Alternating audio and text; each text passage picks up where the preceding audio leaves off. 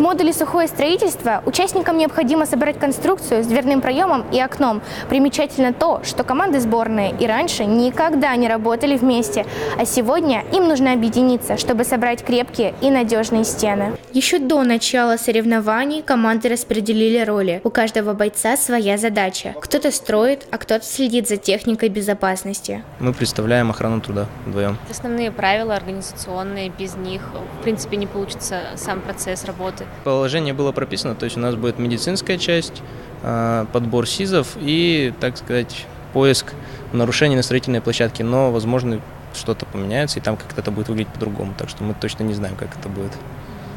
Оставили нам изюминку. В отличие от бойцов Уральского федерального округа, представители Южного неожиданно узнали о смене ролей. Ну, у нас сейчас немного поменялось, поменялись роли, и, походу, мы будем заниматься не сухим строительством, так сказать. Поэтому мы даже еще не знаем сейчас, когда ребята закончат тестирование, тогда мы узнаем более детально, кто и чем будет заниматься. Для качественной работы у каждой команды аж по 2 ведра инструментов. Стремянка, гипсокартон, металлические профиля. Одним словом, все необходимое. Есть определенные сложности в работе. Не все получается с первого раза. С материалом, с оборудованием не все получается так гладко. Не хотелось бы, чтобы эти трудности нас остановили, мы будем стараться.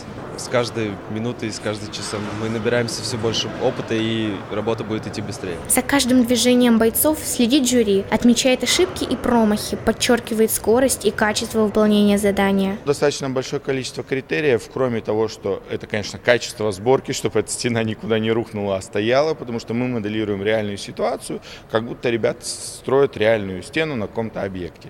Также учитывается технология сборки, время сборки и охрана труда и техники безопасности, чтобы нарушений на объекте, потому что в данном случае каждая площадка – это объект, было как можно меньше.